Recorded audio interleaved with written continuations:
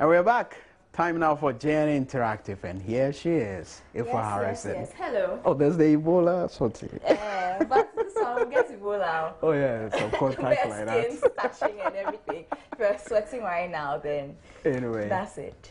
Okay, so talk about speeches.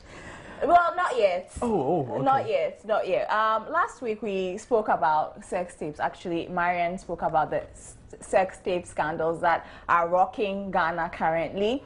Well, we have an update this time around on Interactive, and so that's what we're doing. Sex tapes. Yes.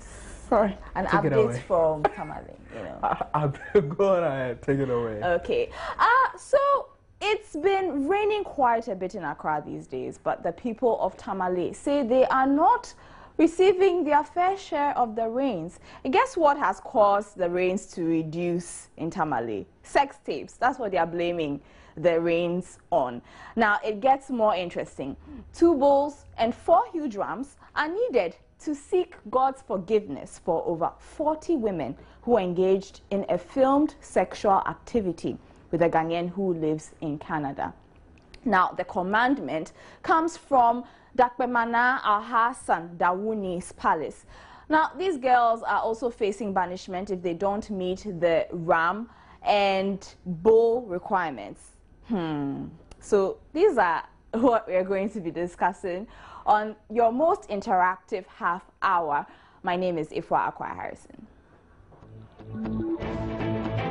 Joy News Interactive is brought to you in association with Surfline. It's about time.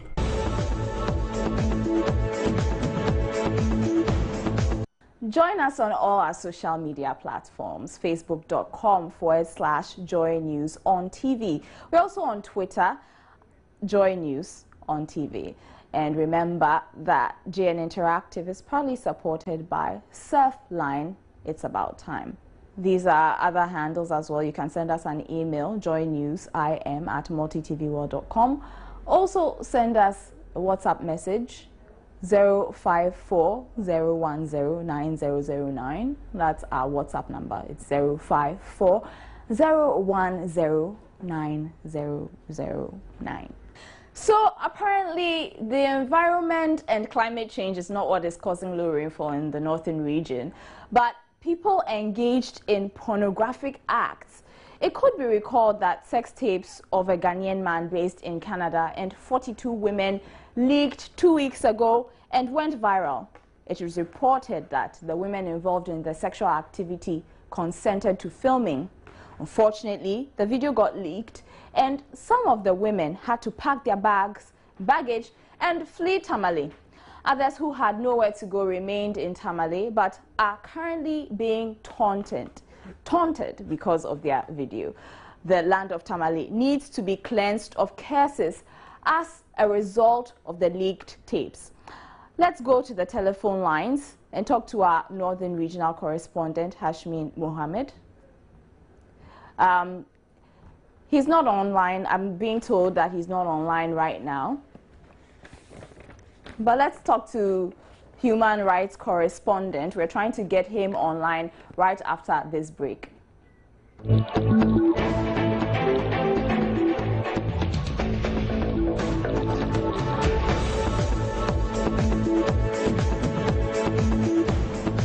Welcome back. You're still watching JN Interactive with me, Ifwa Akwa Harrison. We managed to get our Northern Regional Correspondent online, Hashmin Mohammed. Welcome to Joy News Interactive. And thank you very much. Now, we hear that there is drought in Tamale. How true is this? Well, it has been difficult for each and every day. It threatens to rain, but sometimes it does not. And this kind of weather pattern has been experienced in the northern region within the last 2 years. So it is normal, and maybe it can also be associated with the global climate change. So you definitely, the fact that, or the chief saying that, you know, it's this sex tape scandal preventing the rains holds no water for you? Well, to be honest, I've not heard the chief on record saying that it is because of that sex scandal. That is the reason why it is not raining. What I do heard him say, and other spiritual chiefs in the region, what I heard them say is that if they allow such activities to continue to go on, to continue in the region, then we are likely to provoke God, and there could be some cases in the metropolis. Some of them were taken in reaction to the news tape, but it wasn't directly in relationship to what the drought that we are experiencing. Because even before the sex scandal became public, that kind of weather pattern was being experienced in the Tamale metropolis. So what are the tensions like currently in Tamale about 2 weeks after the scandal?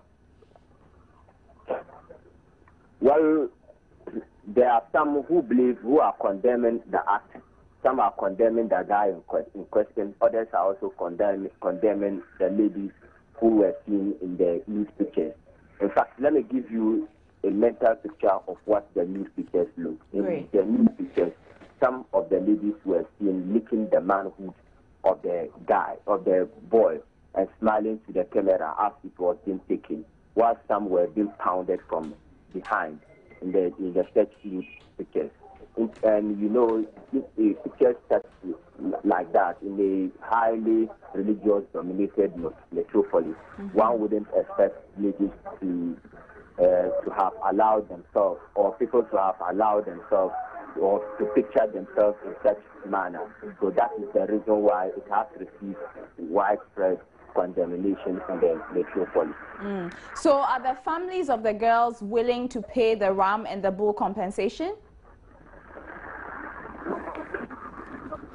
The family of the boy in question and then the ladies themselves, the message is yet to get to them, because they are yet to report to the palace of the FEMA. Now we are having two information. Now another information coming from the paramount chief of Tamale. For him, he is considering writing to the Ministry of Gender and Social Protection, maybe to write to the Canadian government for them to repatriate the boy in question back to Ghana, so that he can face the full reward of the law.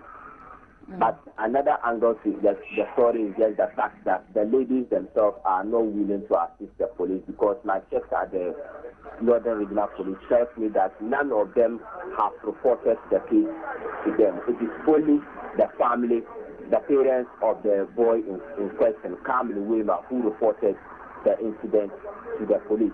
Now, the boy himself, Kamil Weber, has rendered a public apology, and the father too has also joined in that manner in rendering a public apology to the families of the ladies.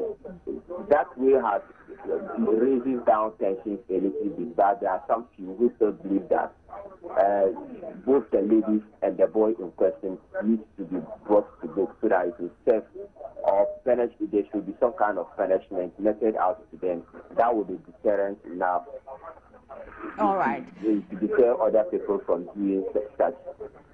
All right. Thank you very much. That was Joy News regional correspondent for the Northern Region, Hashmin Mohammed, refuting claims that the current weather situation in Tamale has anything to do with the sex tape scandal. Now, we quickly go to back on the line to talk to a human rights activist, Dennis Ama. Welcome to JN Interactive. We just lost him there. Let's see if I can take some of your comments. Okay, I'm being told he's on. Welcome to JN Interactive, Dennis. Thank you very much.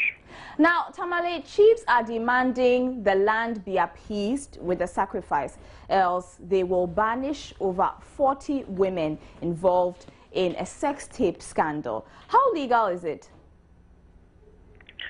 Well, in respect to offenses which are created in relation to chieftaincy, you would find them in Section 63 of the Chieftaincy Act. And that has been a subject of a settled dispute in the case of Ejiampofu against Attorney General. And the National House of Chiefs accepted that judgment, which held that most of the sections creating the offenses under that section were unconstitutional because they violated the personal liberty of citizens or persons in this country. For example, a specific issue was to summon a person to a chief's call. If a person refuses to respond to a chief's call, whether the person had committed an offense, and even the punishment for that is less than a year of jail. The punishment is specified, which is normal for creating criminal offenses in this country. And in that case, the court made it clear, the Supreme Court made it clear that chiefs don't have, as individual chiefs, don't have judicial power. So they cannot pass sentences on people for criminal offenses. And that it is only committees, talking about the Regional House of Chiefs, the Judicial Committees, and the National House of Chiefs, they are judicial committees. These judicial committees have power under the Constitution, only limited to matters affecting chieftaincy. So chiefs cannot, contrary to the provision of the Constitution in Article 14, that people cannot be deprived of their personal liberty unless they have been convicted for a specific criminal offense. Chiefs don't have that power to overrule that provision of the Constitution.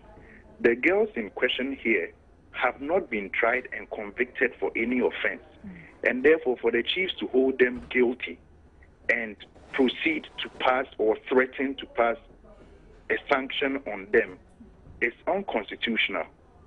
And I think what they should rather be doing is using their position and their good offices to advise the youth against such things. This is clearly an unfortunate incident, and it brings some disgrace to the community.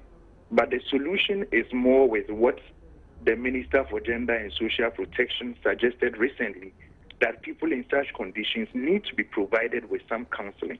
We have an experience in this country where even chiefs were banished or fled into exile, and it is to avoid such things that we have a constitution which seeks to protect everybody's rights. So the chiefs have to uphold the rights of their citizens. This is an unfortunate situation where you have technology being abused or being used for the wrong reasons. Cameras in phones being very common these days, and the social media allowing such information which people may hold private going viral and getting to everybody. But you can be sure that in many places in this country, there are people, including chiefs, who may be committing adultery, and that in some customary communities is considered a crime. But nobody attacks them or tries to exile them for that. But can't they argue that it's against Ghana's moral and cultural values?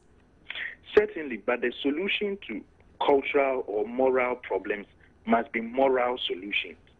So you can admonish the youth about such acts and use your good offices to find ways to curb such acts more through a moral appeal than to use punitive sanctions against people who have not been tried or convicted for any offense. The gentleman involved, can they take any action themselves against the chiefs? You are asking if the gentleman involved can take an action against the chiefs? Yes, or the ladies, since the ladies face banishment. Yes, if they are banished, they could take an action against the chiefs. And that was what it was, such abuse of power of chiefs, which brought the case of Ejayam Pofu. And the more chiefs continue to encroach on the personal liberties of people, you are likely to see their powers being kept in the statutes and in the laws. Because in this case, the Supreme Court struck out that provision of the Chieftaincy Act, which gave them powers which sought to impose criminal penalties on offenses as vague as refusing to respond to the call of a chief. All right. So they need to follow the example of what constitutional monarchies have done in other places to endure, to uphold the liberties of their people, and to be advocates for their people, both those who may find themselves in situations like this and those who may need their support. All right, thank you very much. I've been talking to Dennis Ama. He's a human rights activist. Well, Jessica has been out and about on the streets and has some more views. 100 lashes, 2 bulls, 4 arms. These are the conditions that have to be met for the atonement of sin, one which has caused droughts, according to the chief of Tamale, Ifwa. And today we're coming out here to find out what people think about this issue, this palaver of sex tapes being released. Should adults be punished for having sex and agreeing to tape it? And if you were the chief, what punishments would you mete out? They should be punished because it's not a proper way. It's something like it's abomination. It's abomination. It's not good. Our elders, our forefathers, they haven't done this thing before, so it's an abomination. It's not good. They are adults. You use the word adults. So I don't believe that they should be punished in that way, but I believe that the man should be deported to his country, and then we can all learn from that. Because it is not a doctrine from Africa. It's not what we do. It's not our culture. It is not Ghana. In this case, the guy should be really punished because he's expected for it. Because he's not from this country. Why should he come to this country? Then he's from this country. He lives in Canada. But then if he comes here, he should adapt to our system only. But the chief should punish them. If I were to be the chief, I would sanction him. How? I'll banish him from the town. If me and my girlfriend decide to film and it will be our content and we're doing ourselves, I think there's no problem. But what is the problem, like a leak outside, people take it, I know sometimes people make it to take it for money and that kind of thing. I think that one is very bad as well. But concerning the banish and that kind of thing, I think in the Constitution, nobody has a right to banish somebody from the city or from the town.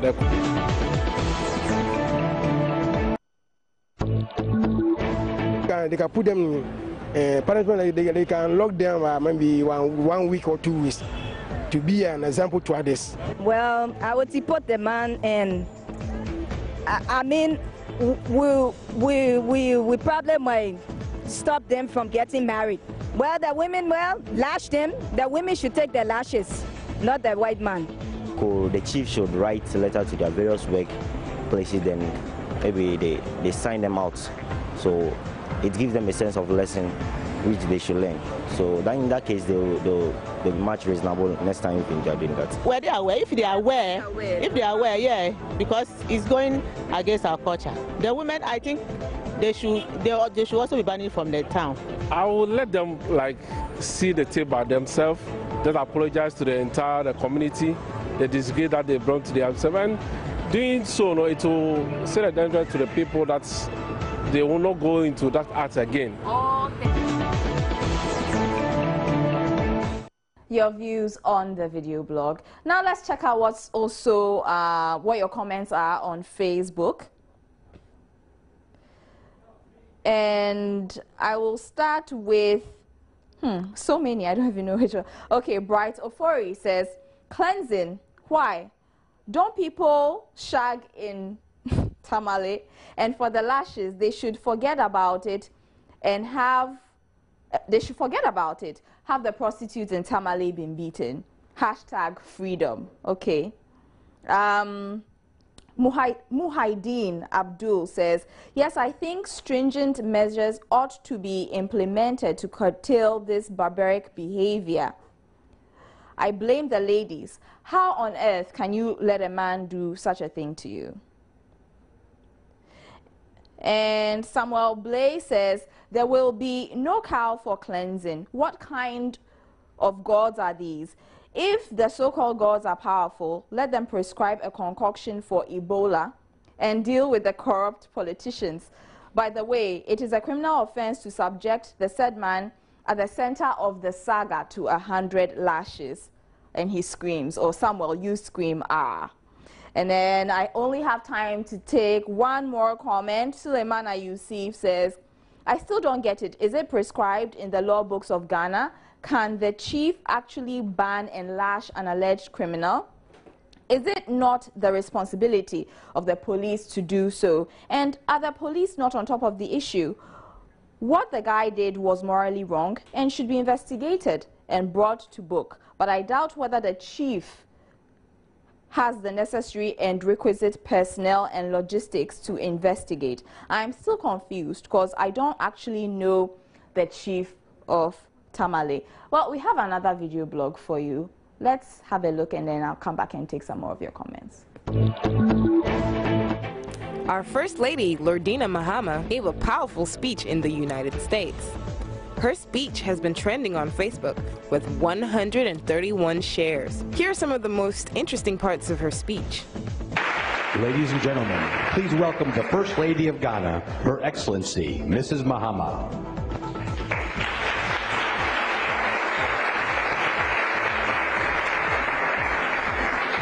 Your Excellency, Mrs. Michelle Obama, First Lady of the United States of America, Your Excellencies, colleague First Ladies, distinguished guests, ladies and gentlemen, I thank the United States government and the George Bush Institute for this unique opportunity to be part of this event as we discuss the provision of quality education for our girls. I am particularly happy to be here because of our shared values of democracy and the excellent relationship that exists between my country, Ghana, and the United States of America. As First Lady, my foundation has instituted a scholarship scheme for brilliant but needy deprived students to further their education in Ghana and abroad. These girls will otherwise have dropped out of school and be exposed to social vices and defiant behaviors, but thankfully the scheme has provided them with a better future. In fulfillment of my commitment to promote quality. So that is what is trending, our third video blog. 131 shares just before we got on air. Prince, welcome back. Thank you very much. And talk about speeches. Yeah. There we go. Okay. Talk about speeches. Honestly, we mean no disrespect, but that is seriously what is trending on social media, and a lot of people are sharing it. I mean, should we be doing hashtag speeches? Anyway, no comments. Yeah. No, Prince. no comment. What do we do next? Yeah, that certainly will be it. That's it. That's how we wrap up on a Friday. Gen Interactive on a Friday. Yes. And of course, today's big story. I'm Prince Minka. My name is Ifwa Akwa Harrison. Have a good evening.